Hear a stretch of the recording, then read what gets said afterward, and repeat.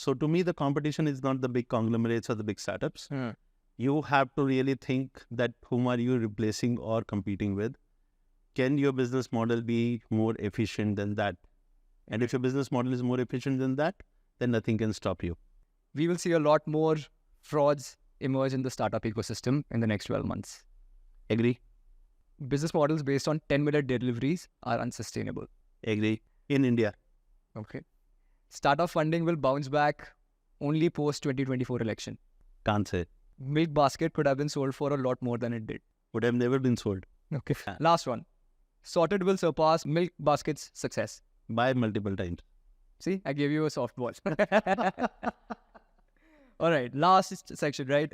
First word that comes to mind when I say the word unicorn. Oh, Apple, Google. Okay. The first word that comes to mind when I say sorted. Fresh. Money. Good life. Entrepreneurship. Fun. I'm actually scared to ask this one. Kalari. No commits. Our guest today is Anant Goel. Anant previously founded Milkbasket, which was one of India's fastest growing hyperlocal plays. We're here today to speak with Anant about his new venture called Sorted. We also pick his brain with respect to everything happening in the venture capital ecosystem, the corporate governance issues with startups, and a lot more.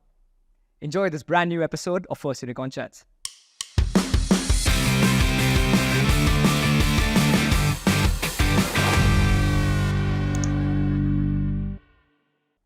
Anant, welcome to First Unicorn Chats. Thank you for being here. How has life been treating you in this new world? It's a sinusoidal curve. It goes ups and downs. Depending on the day and the type of the business is like that. Right. So holidays affect your business, and weather affects your business, and perishability affect your business. Let's talk about the ups first, right? From the beginning. I think the thing that you're most known for, at least at this point, right, was how you built Milkbasket. And even at the time जो आपने शुरू करी थी, it was a fairly competitive space, right? There was Big Basket and all of the other guys who were there in that space. So how did you kind of come up with that concept? And could you walk us through the early days of Milkbasket? Yeah. But means we don't have that much time today. So, but let's think about it. See, I think calling it a competitive space would be underplaying that effect. So I think if I look at 2014, 15, you would be looking at maybe 10 to 20 grocery startups in every city of India, trying to figure out how to sell more atta, more dal, more chini. And if you build on that, what you will see is that everybody is looking at this stock-up behavior of customers, that people buy bulk in the first 5 days of the month. And that's true. 40% of sales of any big player, any retail shop, big format happens in those 5 days. And there was an initial one big problem, I think, that we identified very early on, is that it's not about acquiring your first customer. It's about getting a repeat sale. And I think that was the seed for Milkbasket being Milkbasket, to create a product portfolio, so to say, where you do not have to worry about repeat and you can get away with acquiring a customer once. And I think Milk played that role for us. Milk was our entry into the door. And then the whole idea was, how do we sell? So the first logo of Milkbasket was Milk plus Basket. Actually, there was a plus sign in between, which we removed over a period of time. Right. No, very interesting. And distribution, like everyone knows, in India, it's a difficult play, right? What was like basically the early days of actually setting up the network, right? Were there some hacks that you guys were looking at, or basically figuring out कि अभी कहाँ पे there are gaps in the chain, right? To basically bring that efficiency from a delivery perspective, because distribution was the main play here. Right. And I think if you look at all the traditional grocery delivery models, online models, distribution was the biggest cost also. Why they were not able to make money and still not able to make money. Because what sits as a rental cost on your P&L or your balance sheet in a traditional retail sits as a delivery cost, and it's a significant 2-digit number. And the way we looked at it was that there are two supply chains which are happening, and that was our starting point. One is that milk is delivered, every day. It's not a very high value product, but somehow that person is able to make money. Second, newspapers are getting delivered. Again, it's not a very high value product, but for whatever reason that supply chain is working. We started calling it what we call ghost delivery. And it's called a graveyard shift. That means you consolidate the news all day, you publish the newspaper at midnight, and you deliver it before 6 o'clock in the morning. If you think about it, Milkbasket was a replica of a newspaper supply chain. Take orders from customers throughout the day, consolidate them in the night, and deliver it to before morning. And what we found is that one is the warehousing and how to always optimize for warehousing, but the last mile, how do you bring more volume to lesser runs? So rather than saying we are giving you a slot, rather than saying we are giving you a 60 minute was very popular then, by the way, when we started. And within 6 to 8 minutes. Sorry? 10 minute में नहीं कर पाया. 10 minute, okay, that's a topic we don't want to get into right now. It's not, I think, see, when I started Milkbasket, it was 2015, right? If you think about, I was 37, 38 at that point of time. It's not about doing the fancy thing. It's about doing the long-term thing. Right. It's about looking at profitability from day one and having that confidence. Because after spending 5 years on a business that doesn't go anywhere, is not making money, where would you end up?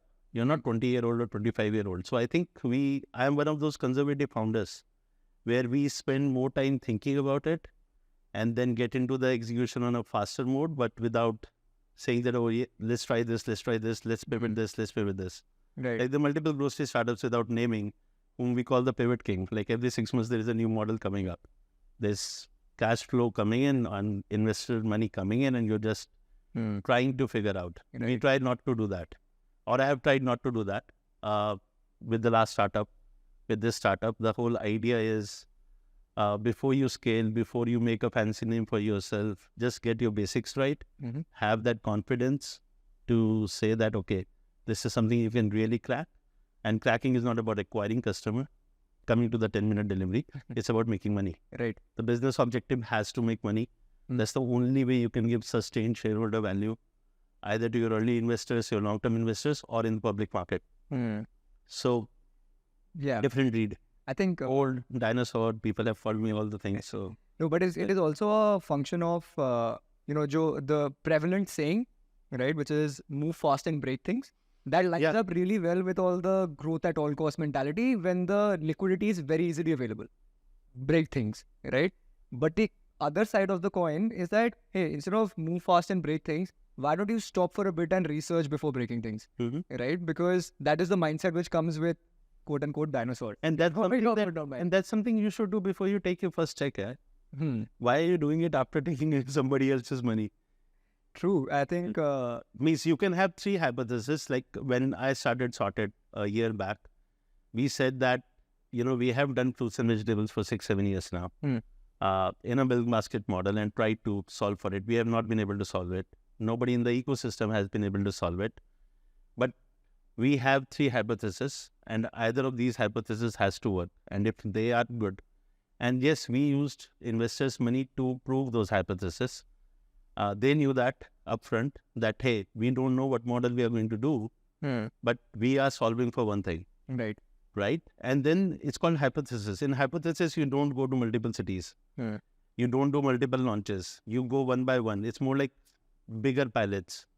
Right? And each pilot is something that you are watching very closely, doing very closely, looking at what was the hypothesis, where are you proving it. Right. I don't think there's anything wrong with that. Like every corporate is known for doing these pilots. And as a startup, I think I'm lucky one possibly to be able to do those pilots.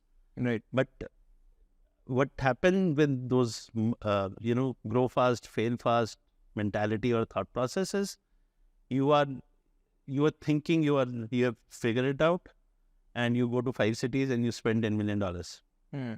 And then you say, oops, it doesn't work. Let me do another model, and now let me spread to another 10 cities. Right. I don't think that's sensible even from a fast growth perspective. Very true. Because it's a hypothesis, right? Hypothesis first has to be validated at a small level, or level, right? You can't be in the middle and then move on to other city. Yes. Right. Yeah. I think at this point, the question becomes, you've come up with another startup now. Congratulations on that. Thank you. But you've chosen, you've gone from one competitive space to another, I would say competitive and tough in this case, right? Because there is perishability also involved. There is cold chain involved. Talk to us about Sorted. What is the problem you guys are looking to solve here? Sure. So I would first like to talk about the competitiveness. I think we look at it as a saturated space. I would say not a competitive space.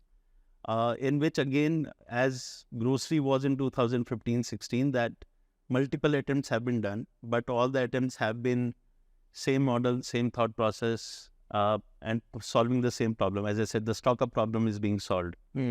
Or a random problem, 90-minute delivery is being solved whether the customer need it or not.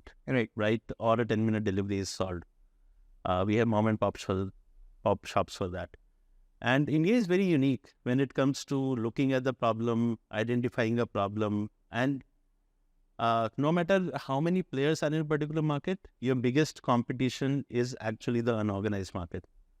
Especially when you look at something like when Uber comes in, or Uber came in, right? Or an Ola came in, their competition was the biggest unorganized market of taxi drivers and these small cab drivers and autos, right? The right of employment in India and the cost of doing business for them is so low.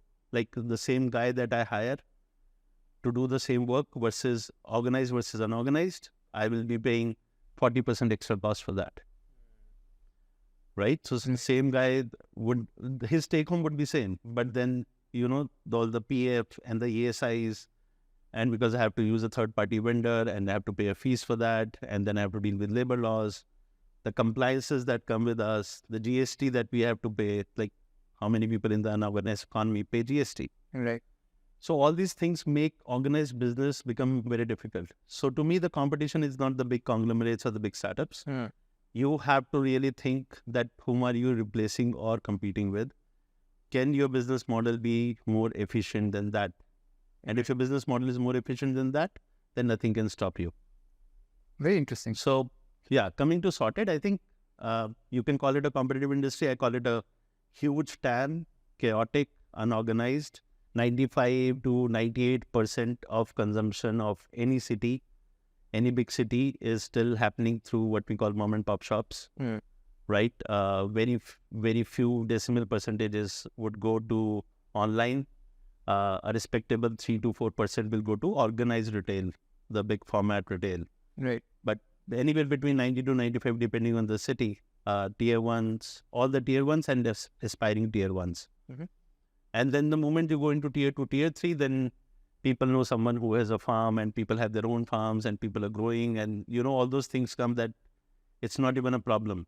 It's something that if you think about how milk industry was before Amul came in, that the moment you go to tier 2, tier 3 cities or villages, people have their own cows and buffaloes or they are sourcing from someone that they know.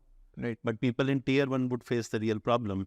And if you look at it, the Amul's penetration in tier 1 versus Amul's penetration in tier 2, tier 3, it reduces drastically. Because even a city like Gurgaon, 25 to 30% of milk consumption is still loose, which comes directly from Dudwala. Right? City like Gurgaon. So the moment you go to tier 2, tier 3, it becomes. So if you are organizing something, you need to have big enough TAM.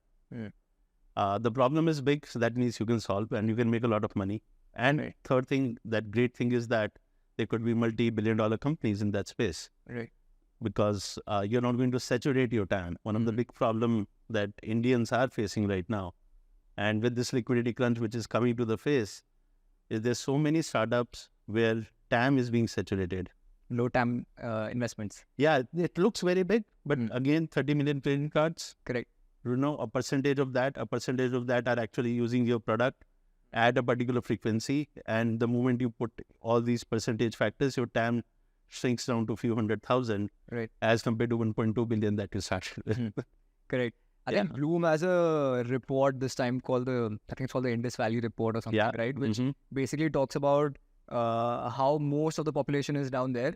And there's a India 1, which is basically probably 100 million people, accounting for 1.5 trillion or something in terms of GDP, and there's one India 1A, right? So most of the people end up actually solving for 1A and then claiming that they're solving for the entire market, right? And I think it was Nitin Kamath also had put out a post recently saying that the problems that are happening in the VC space right now is because a lot of investments actually went into low TAM areas, right? And then the competitive pressures creeped in, not really backing anybody who did, who had corporate governance issues, but it was a reason. Right. So do you probably stand by that as well, right? Yeah, definitely. I think that's something very, very basic. See, if you want to create, I look at businesses as two things. We are in startup world, so we should think about startup. The second is what we call a lifestyle business. So many lifestyle businesses can be created where decent revenue, decent margin can be created, but you will not be able to give a venture capitalist, which is high risk capital, high return capital, an exit in the next 3 years, 5 years, 7 years, 9 years. Yes, it can become self-sustainable businesses, and as a proprietor or as a partner, India is famous for textile industry, if you look at it, or food industry, small manufacturers looking in a particular area, selling their product, making a good money, means they make crores, right? And it's a family business. And it's great for a great lifestyle. But you will not be able to return a third party, especially in an industry where they know the rate of the startups anyways are going to fail. Right. One is going to return the money, and then you have to bet on that, the 10th one, which gives you a 20x return to compensate for the entire fund. Right. So TAM, and I would add one more thing. I think two things are very important. TAM, I should correct myself. Three things have become very important. So first is TAM. Second, I would call unit economics. Very, very solid. People have been running industries or companies or startups for 5 years, and their core product which they launched has not attained the basic unit economics that they always promised. Means there has to be a timeline of 1 quarter, maybe 2 quarters, get a unit economics on the paper, actually prove it, show it. Then you have that confidence for yourself also that you can sleep in the night, and that you can give the confidence to customers, investors also, that you can grow. Right. And third, which is not a very recent phenomena, and again, uncommon with the dinosaurs, more common with, is the entire ethics. Means whom are we lying to? Right? I thought we are playing with our career, we are playing with our life, and it's not a short-term thing. We need means ethics, fudging numbers, inflating numbers, or doing anything around that. I understand it's very difficult to do compliance in India. Means I was selling milk and groceries for 9 months or 10 months before somebody told me you need an FSSAI license. How's that true? Yeah, that's a real truth. And then we applied for it and we paid penalty. Of course, yeah, but it was not something to say that, okay, I'm selling something and I'm reporting something. It's like I'm selling, but I did not know that for selling you need. I thought for manufacturing you need. I'm not manufacturing anything. It's Amul milk. It has an FSSAI number. Right. Why should I, as a retailer, I had no idea. To me, I'm opening a shop. It's an online shop and I'm selling. Right. But then I was told, no, you need FSSAI. Not just for your warehouse. You need FSSAI for each vehicle that is taking stuff. Wow. And now how do you take FSSAI? Then we figured out how to do that compliance or how to manage. Right. Yeah, but not being truthful to yourself and getting on that entire ethics or integrity is just plain wrong. Yeah. And I think that's very, very critical. It never used to be such a problem, but I guess with growth, everything comes. Right. And you and I had this conversation some time back also, right? About frauds offline. And you were like, yeah, it is so childish. You can't even look that much into the future, that you're playing with yourself at the end of the day. It's a very short-term view. Correct. It will catch up with you. You know that. And I don't know. Again, it's a dinosaur property, but I treat my startup as a child. Right? And I don't imagine that I'll give steroids to my child in terms of short-term benefit and having a long-term loss. Right. That's a very good analogy. Yeah. Right? So I would take care of them and make sure that what they're eating is healthy and it's as good as that. Right. And you can compare it with the sports world that, okay, some people do that. and then there are tests and which we call audits in our world, which pick them up, and then they're done for life. So means it's not worth taking the risk. It's to say that, you know what, we thought this was our hypothesis, we thought this is the model, we thought this would work, but it's not working. It's a high risk capital. Venture capitalists understand it, and as a founder, you will emerge stronger, smarter, and possibly more convincing. Right. To say that, hey, I want to do something different. And I know so many startup founders who have done that. What would you say to founders जो अभी they've got caught on the wrong side of things and their excuse, quote unquote, is that too much pressure from VCs, right? Because everybody's being villainized in this market right now, right? Because VCs are losing money, which means LPs are losing money, right? And there's a lot of finger pointing going on, right? So what is your stance, right? Because you've managed both those kind of relationships, right? As an angel investor, as a as a founder yourself with VCs. So what would you say to somebody who's saying that बहुत pressure है? I think, okay, see, let's look at where does the pressure comes from. Pressure comes from that you have presented in Excel. And as somebody just recently told me, more fiction is written on Excel than in words. But you have presented in Excel based on certain understanding of how the unit economics will play, what would be the cost of customer acquisition, how much would be my ops cost, blah, blah, blah. Performance related to that Excel is the pressure that a VC gives you. But nobody asks you to put an Excel which is unrealistic. Correct. You do that because that's where you are saying that, okay, you will get investment versus the other one. And possibly I have seen that happening with me. That a VC has not invested in me because my competitor during Milkbasket days, there's so many competitors that came and replicated the model. And they said that we can grow much faster, we can give you better revenue. And VCs put in money there. Great VCs, big VCs have put in money there as compared to putting money in us.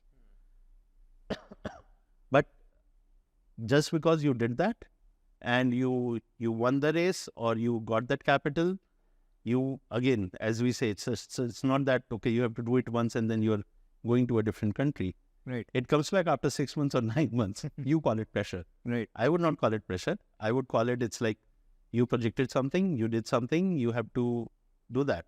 And or in 1 month, 2 months, 6 months, if you realize that you're not getting there, let's just get back to the VCs and say, hey, this is what we thought, but this is what the ground reality is. And let's redo it. The problem is then, based on that, they will not get the funding. And I think that's right. It's okay not to get the next round of funding. Very interesting. You've been someone who's had, an interesting relationships with venture capital. Very one. Deep ones. Let's call them love-hate relationships. What is your suggestions to founders, right, in terms of building a relationship with a VC? Because there's a lot to gain also. You can get screwed over, but there's a lot to gain. So how does a person who's probably going to give away a chunk of his business to a VC think about that relationship? Not from a short-term perspective, but just say the way you've thought about it, right? From a longer-term viewpoint, given all your experiences. I think, Raj, given all my experiences, I cannot advise on that. Okay. You think you are smart. You think you would be able to handle it when the time comes. The problems typically come like in any relationship, whether it's husband and wife, whether it's parents and kids, when there is adversity, right? There would be a lack of capital, or you're not displaying the growth that you have to, or you have screwed up something. And in those times of adversity, how at the end of the day, CVC is a human being, right? Can you really predict how a human would behave? It's very difficult. We are the most, unknown organism possibly that exists on Earth, or unpredictable, so to say. To saying and classifying VC as a venture capitalist who should behave in a certain manner, to me, is expecting your son to behave in a certain manner or expecting your wife to behave in a certain manner. See, you make that mark the moment I talk about wife, right? Because everybody knows, you just don't know. And there are things which will happen in their life. There are things which they are constrained about. It's not an excuse to to behave unprofessionally. If somebody is behaving unprofessionally, no, it's not an excuse. But can you really predict it? And can I give an advice on how to manage it? No. So everybody to themselves, they judge the founder, you judge that person who's sitting, and then you play it. And at the end of the day, I think you have to leave it on luck on how it plays out. Interesting. So this is a very evolved opinion. Have you arrived at this opinion about everything that happened and your relationship with certain VCs?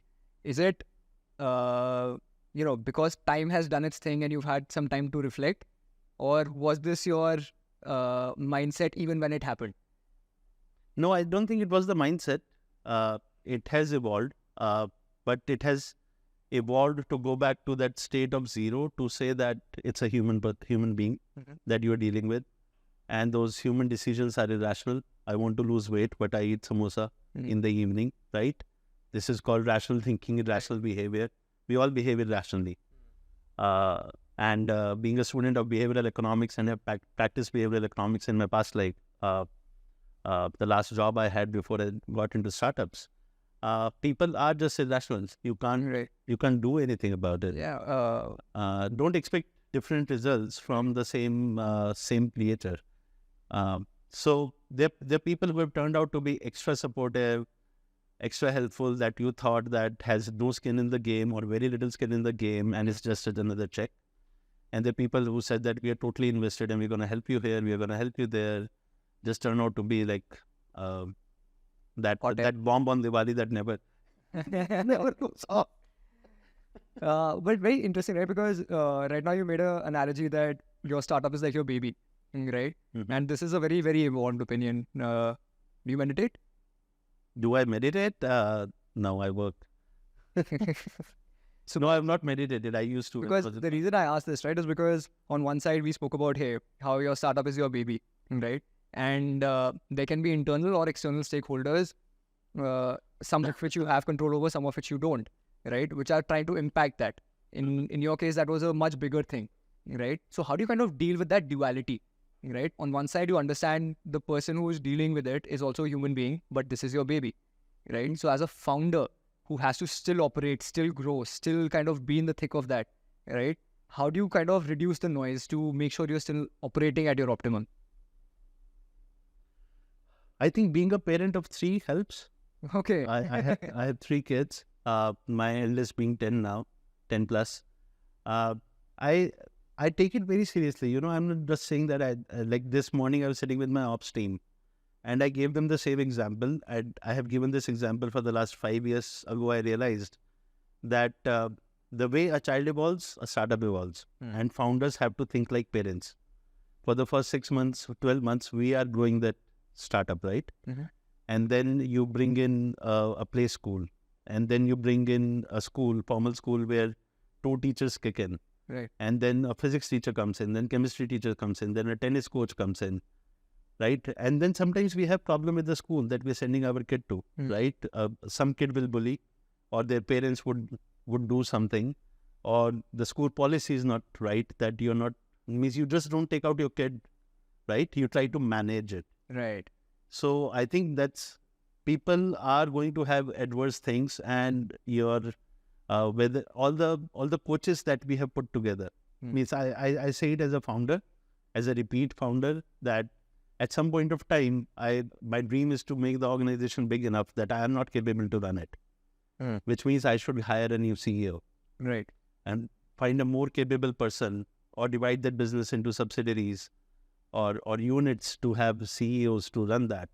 Because as a parent, how long do you actually last when it comes to guiding your kid? Right.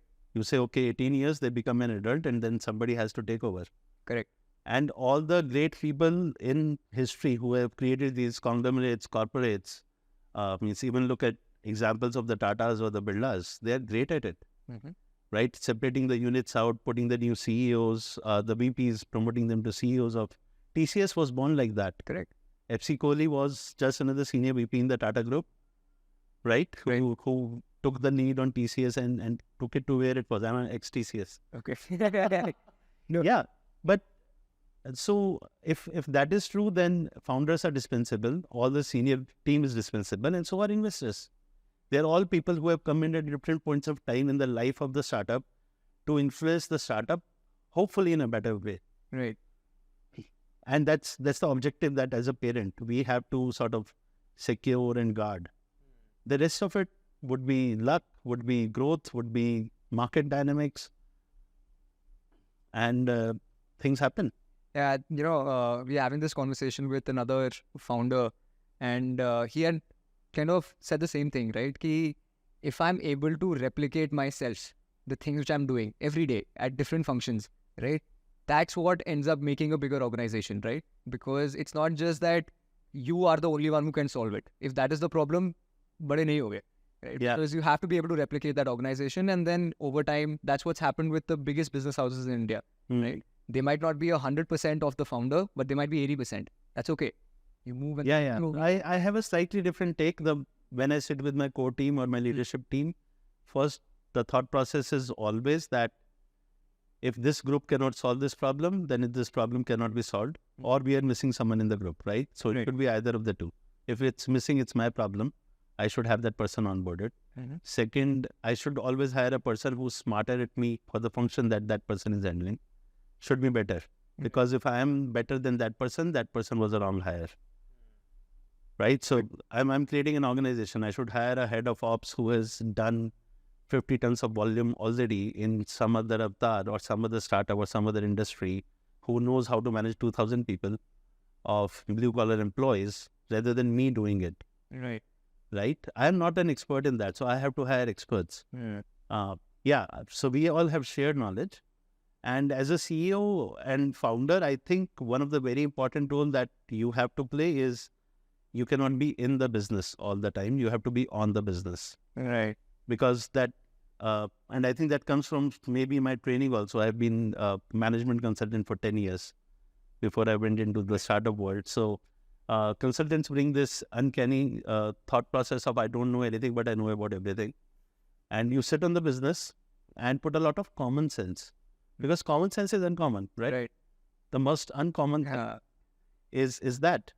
And you sit on top and then you just see how the parts are moving and to say, okay, why is this guy going like this? Then there is a straight line. Right. What's the problem with the straight line? Maybe I can just move two things apart. If you are moving that path, you cannot figure it out. So very frequently you have to be on the business. You can't just be in the business. Right. And because your department heads, your functional heads, your core team does not have that perspective. No, very interesting.